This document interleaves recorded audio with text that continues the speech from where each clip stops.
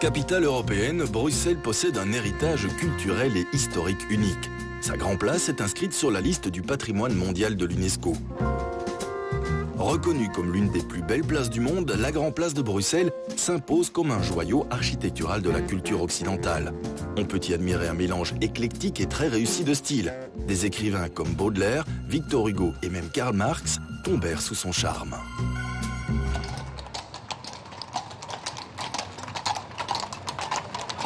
La Grand Place de Bruxelles est aussi le théâtre d'événements incontournables tels que l'Ommegang, une grandiose reconstitution historique qui commémore la venue de Charles Quint à Bruxelles en 1549.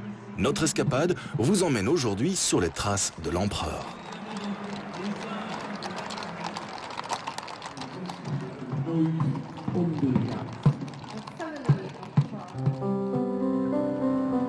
Dans les livres d'histoire, c'est la ville de Gand qui est presque exclusivement citée lorsque l'on mentionne le souverain. Mais en y regardant de plus près, Charles Quint est bien plus brabançon que gantois. C'est à Bruxelles qu'il a installé le siège de son pouvoir et qu'il a marqué le destin de la ville. Le personnage de Charles Quint est très important dans l'histoire de Bruxelles pour deux raisons. La première, c'est que dans l'histoire réelle, Bruxelles était sa résidence principale. La deuxième, c'est qu'autour de Charles Quint, il existe aussi tout un légendaire qui est au moins aussi important que la dimension historique et qui est également très présent à Bruxelles.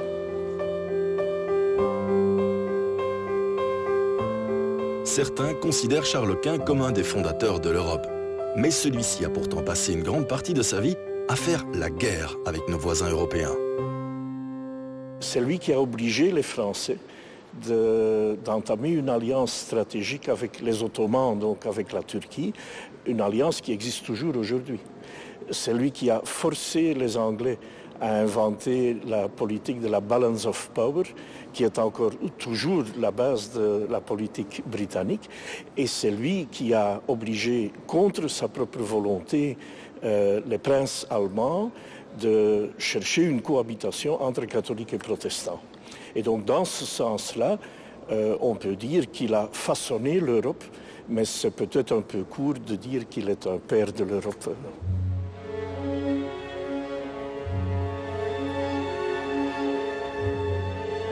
Sacrée cathédrale au XXe siècle seulement, la cathédrale Saint-Michel et Sainte-Gudule constitue symboliquement la première église de Belgique.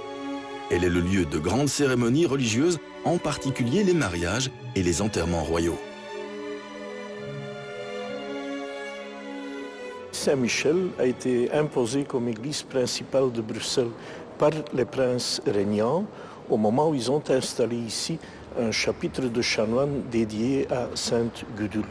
Et donc de là l'église collégiale de Saint-Michel et Gudule, qui n'est devenue cathédrale d'ailleurs qu'en 1962.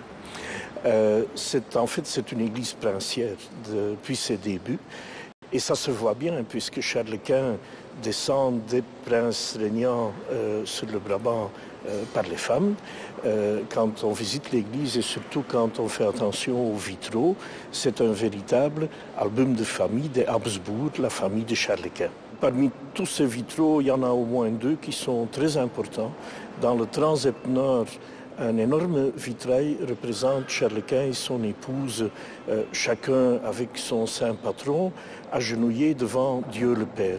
Et c'est très intéressant de regarder en détail ce vitrail, car on voit l'évolution des mentalités du XVIe siècle, l'époque de la Renaissance, de l'humanisme, car normalement au XVe, on aurait fait une triptyque avec les saints au milieu, en plus grand que nature, et les donateurs en tout petit sur les volets latéraux. Ici, vous avez un Charles Quint qui est un véritable géant, agenouillé devant un Dieu le Père tout petit.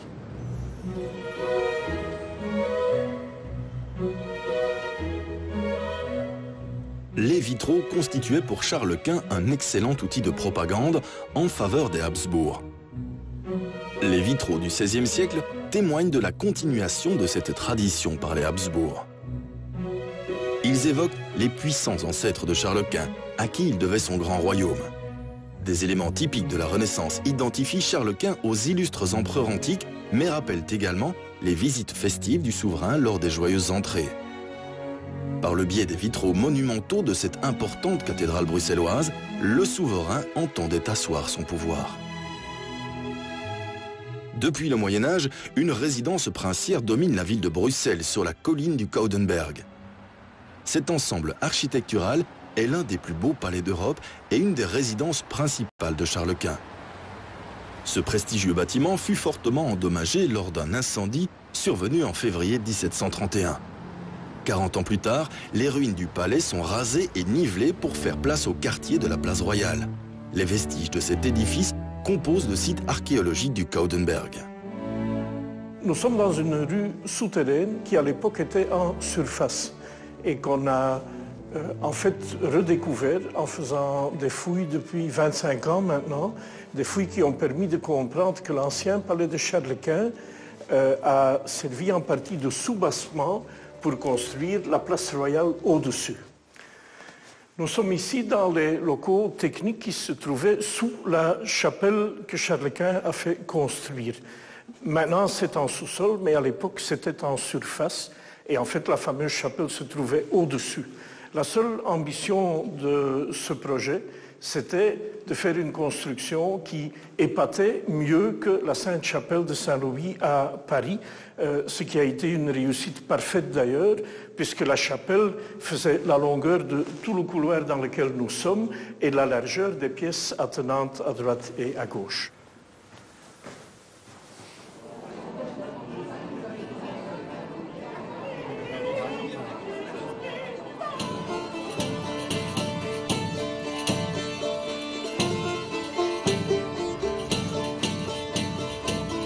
Cette salle est très importante par les événements qui ont eu lieu.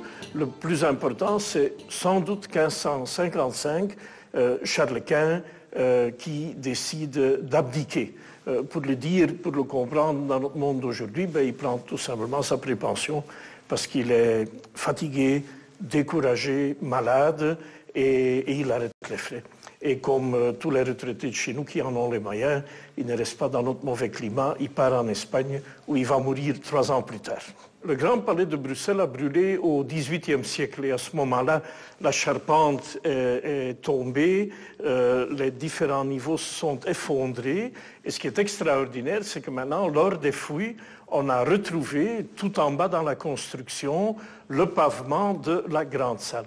Et donc les dalles qui se trouvent ici maintenant, on peut dire avec certitude que c'est là-dessus que Charles Quint se trouvait au moment où il a pris sa prépension. L'Aumegang du Sablon était dédié à Notre-Dame des Victoires, patronne du grand serment des arbalétriers. Cette vierge était vénérée dans la chapelle devenue église du Sablon. Sa légende nous ramène à 1348. En fait, il s'agit d'une femme dévote qui habitait à Anvers et qui trouvait qu'une statue de la Vierge était délaissée. Alors, elle l'a amenée à Bruxelles. Mais cela ne s'est pas fait sans heurts. Mais heureusement, elle a trouvé un batelier qui l'a amenée. Et sans hisser les voiles, cette barque a été poussée vers Bruxelles. Elle a été accueillie, évidemment, avec les honneurs ici à Bruxelles. Et le duc de Brabant a dit, mais écoutez, on va déposer cette statue dans la chapelle des arbalétriers. Les arbalétriers, c'était un des serments, c'était très important pour la défense des villes. Alors cette chapelle qui accueille une statue miraculeuse commence à attirer beaucoup de monde et en 1400, on commence à construire ce bel édifice gothique. C'est l'édifice gothique le plus tardif à Bruxelles. Mais ça va prendre du temps parce qu'on commence en 1400 et ça ne se termine qu'en 1520. Maintenant, je reviens à l'Aumegang. Chaque année, la statue miraculeuse était portée en procession autour de l'église. Ce qui en flamand se dit « Ommegaan », aller autour de la Aumegang.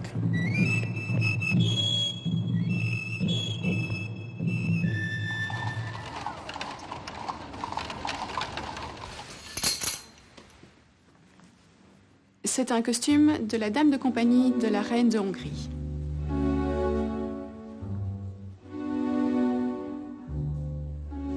Le Megang est une reconstitution historique qui se passe le premier jeudi du mois de juillet et le mardi qui précède chaque année sur la grande place de Bruxelles, qui a pour but de retracer l'avenue de Charles Quint lorsqu'il venait présenter son fils Philippe, qui deviendra plus tard, lorsqu'il accédera au trône, Philippe II.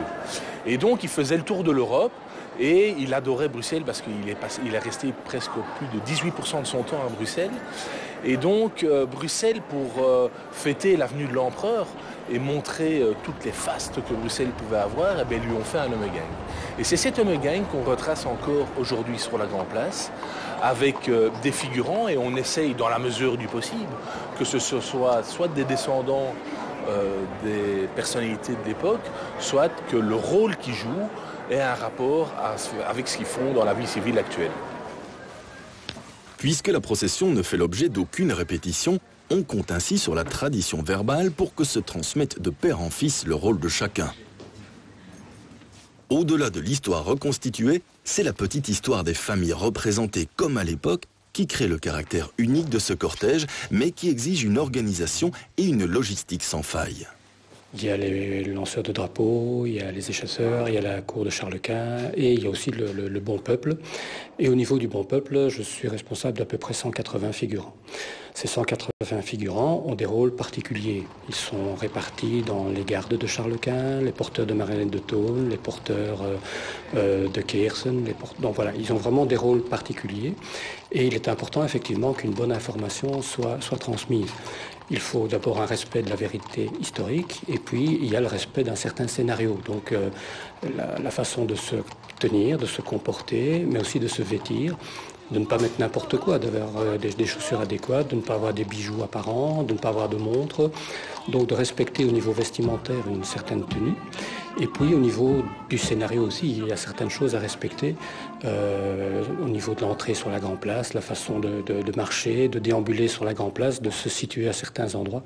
Donc il est important effectivement qu'une bonne information soit donnée à tous les membres, à tous les figurants, puisqu'il n'y a pas de répétition. Donc il est important qu'à peu près 2 heures avant le spectacle, on se réunisse et après avoir bu un bon petit verre, eh bien, les figurants reçoivent une information. D'abord au niveau de l'histoire, pour se replonger en 1549, et puis au niveau du scénario proprement dit, en disant bon, attention, à votre tenue, les gardes de Charles Quint doivent se trouver à tel endroit, les porteurs de marionnettes doivent rentrer par telle rue de la Grande Place. Voilà, donc toutes des choses importantes au niveau de l'entrée, de la tenue, du scénario et surtout du timing. Parce que c'est quand même un événement qui dure de 21h jusqu'à 23h15 à peu près. Et donc il est important durant tout ce temps d'avoir une certaine chronologie au niveau des rentrées sur la Grande Place. Et regardez le spectacle dont nous avons la régie en main. Charles Quint descend du carrosse, est accueilli en fait par les dignitaires de la ville. Parce que l'enjeu, c'est que ce n'est pas un spectacle qui est organisé par la cour impériale. À l'époque, un empereur devait venir écouter une mise en scène réalisée par les élites urbaines. On a une trame qui est plus ou moins fixe parce que c'est un événement qui est historique, donc on n'a pas une grande liberté non plus, mais on a une certaine liberté sur certains à côté, qui soient des effets lumineux, sonores, pyrotechnie et autres. On peut jouer, on a une certaine liberté, mais quand même très restreinte. Vous avez vu 2 personnes, donc l'historien et moi-même, qui faisons partie de l'équipe qui gère la sortie. Ben, l'historien, nous en avons 2 en fait, qui regardent qu'on reste toujours justement dans cette trame de l'historique. Parce qu'il y a plein de choses qui sont réalisables, plein de choses qui sont possibles, mais on doit rester dans cette trame reconnue. Aujourd'hui encore, cette commémoration est un haut moment de la vie historico-culturelle de la capitale belge. Une reconstitution historique de 1400 figurants, dont plus de 38 groupes folkloriques et historiques, 40 chevaux et 9 géants. Dans les coulisses, différentes équipes s'activent pour assurer la réussite de l'événement. On est prêt? Voilà, go man. On y va? Voilà. Nous travaillons toute l'année au scénario, aux demandes d'autorisation, de l'élaboration de plein de choses. On est la partie, je dirais, active toute l'année. Autour de nous, il y a toute une structure de gens qui sont bénévoles et autres qui viennent compléter l'équipe durant l'année et ça s'intensifie jusqu'au moment de la sortie, évidemment. Près de la gare du Midi, dans les immenses entrepôts de plus de 2000 mètres carrés de l'association, l'organisation emploie une petite dizaine de personnes à plein temps. Sans compter les aides ponctuelles venues de l'extérieur. On peut diviser l'année en deux périodes. La période après Ommegang, où il y a des debriefings de l'équipe qui gère la sortie, de l'équipe logistique. Ce qu'on appelle l'équipe logistique, c'est l'équipe qui encadre l'Ommegang depuis le Sablon, enfin maintenant depuis le Parc Royal jusqu'à la Grande Place. Et puis l'équipe folklorique, qui sont en fait tous les responsables des groupes présents dans le cortège et sur la Grande Place.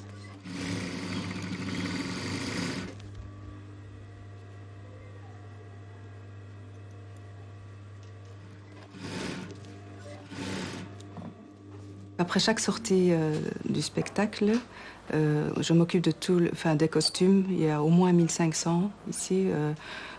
Donc on lave, on prend en main, on vérifie tous les coutures, les galons, les perlages, les chapeaux. Tout doit être impeccable pour la sortie d'après.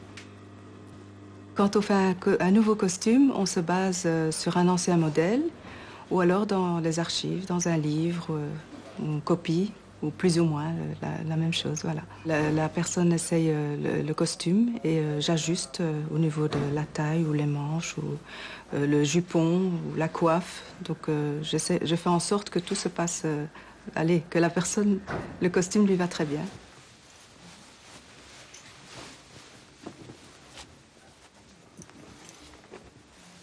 Voilà, ça fait...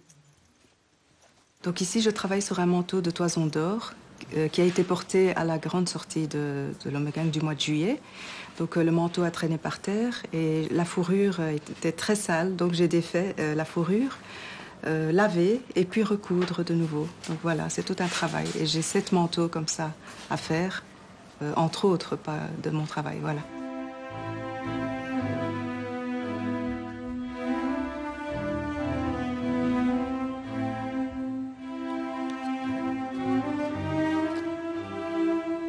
Couturière, maquilleuse, accessoiriste, peintre, différents corps de métier s'activent. Chacun veillera à ce que la reconstitution historique soit la plus fidèle possible. On s'appuie sur des tableaux et iconographies de l'époque. Chaque habit, chaque coiffe, chaque arme, chaque rang doit être la reproduction fidèle de son modèle d'origine, vieux de 5 siècles. L'engouement des figurants pour l'événement ne semble pas faiblir avec le temps. Au contraire, les descendants revêtent avec une certaine fierté les habits de leurs ancêtres et ont l'impression d'apporter leur pierre à l'édifice de l'histoire, une histoire qui est parfois sujette à quelques adaptations. L'histoire, ça reste l'histoire. Ni vous ni moi, on sait la changer, donc forcément, ça, on ne va pas y toucher. Par contre, on peut y apporter des adaptations, à la fois en son et lumière, à la fois avec des ténors, des contre-ténors qui viennent chanter sur la Grande Place à des moments bien spécifiques du spectacle. Nous apportons aussi des modifications en faisant venir des artistes, des arts et des lettres. Donc on a pu compter sur des Stéphane Bern, sur des Jacques Weber, Francis Huster également. On a l'ambition et je pense qu'on y arrive, d'être une des références de la culture belge à l'étranger. Et on veut, bien sûr, lorsque vous pensez à Rio, vous pensez carnaval, le jour où vous pensez à Bruxelles, il faut penser au Ommegang. Nous sommes déjà reconnus comme patrimoine immatériel de la Fédération Wallonie-Bruxelles. Et c'est vrai que le dossier est en train de se finir pour pouvoir, avec les équipes du ministère de la Culture, pouvoir introduire le dossier à Paris et espérer pouvoir se faire élire par l'UNESCO d'ici 2-3 ans. C'est Christophe Colomb qui découvrit le cacao dans le Nouveau Monde. Une fois transformé en chocolat, il deviendra quelques siècles plus tard une spécialité gastronomique de la Belgique. 500 chocolatiers et 2000 boutiques, de grands noms tels que Marcolini, Vitamer, Neuhaus ou encore Léonidas. Léonidas est un immigré grec aux États-Unis. En 1910, il est venu en Belgique, à Gand, pour faire un concours de pâtisserie où il s'est fait remarquer. Il est retourné aux États-Unis. En 1913, il est revenu, il a gagné une médaille pour ses chocolats et ses pâtisseries. Il a rencontré le meilleur produit belge, c'est-à-dire une bonne épouse qu'il a épousée à ce moment-là. Ils ont fait le premier magasin à Blankenberg, Tea Room Chocolat. On a eu 100 ans l'année passée. C'est 100 ans de tradition, de générosité, de savoir-faire. Tradition, pourquoi? C'est les recettes plus ou moins équivalentes au gramme près qui sont de nouveau créées maintenant, avec bien sûr des nouveautés, des adaptations en fonction des goûts des différentes générations qui ont suivi. Et puis nous avons aussi le savoir-faire qui s'est perpétué de génération en génération. Le chocolat belge s'exporte aujourd'hui aux 4 coins du monde, un véritable ambassadeur du royaume. Les Japonais, les Chinois, mais encore plus les Japonais, c'est encore fort différent. Ils sont fous du chocolat. C'était nouveau pour eux, c'est arrivé il y a quelques dizaines d'années. Et c'est une consommation différente. Eux, ils achètent par petites pièces. Vous avez à une Saint-Valentin, c'est 2 pièces. Le prix est différent, mais c'est 2 pièces. Mais il y a vraiment un amour du chocolat et un amour de chocolat de qualité. On raconte souvent que la praline a été inventée au XVIIe siècle, un savoir-faire artisanal perpétué par les grands maîtres pâtissiers. Lorsqu'on a versé le chocolat sur le marbre, c'est tout l'art du métier, en quelque sorte, de l'artisan, qui va savoir, à quelle température il doit mettre son chocolat, en sachant qu'on part avec ici, en l'occurrence, du chocolat à 72%, qui est du Sao Tomé. Donc un chocolat très intense, amer. Et là, on l'a tablant, donc on a créé des cristaux. C'est le beurre de cacao qu'on cristallise. Et c'est lui qui va définir la brillance, la dureté d'un chocolat. Ensuite, après, comme vous avez vu, on a introduit donc un praliné, le nougat à l'intérieur. Et puis on a fermé simplement la praline. Et vous avez vu le résultat obtenu donc au final. Lorsqu'on développe un produit, il y a une idée générale qui s'installe. Et autour de cette idée, alors à ce moment-là, on s'en va dans notre petite bulle, un peu comme un peintre ou autre chose qui fait un beau tableau. Eh bien, nous autres, on a la connaissance de notre matière et on l'utilise à bon escient en faisant un amalgame et en essayant de donner un produit qui va plaire à l'ensemble de monsieur et madame tout le monde. Le Belge mange pratiquement plus de 10 kilos de chocolat par an. C'est énorme et c'est dans notre ADN de Belge de manger du chocolat et de boire un peu de bière. Et parfois, il y a un mix qui peut se faire entre la bière et le chocolat. Une bière blonde, ambrée avec du chocolat fondant, c'est excellent. La bière, l'autre ambassadeur de la Belgique, qui compte de nombreuses brasseries familiales, dont la brasserie Acht, qui fête ses 110 ans. L'origine, écoutez, c'est en 1898 qu'on a fait notre premier brassin. Avant ça, la brasserie, c'était pas une brasserie, c'était une laiterie. C'était la laiterie de Acht. Et donc le 14 juin 1898, on a brassé pour la première fois. Et à cette époque-là, il y avait plus de 3000 brasseries en Belgique. Chaque village avait sa brasserie.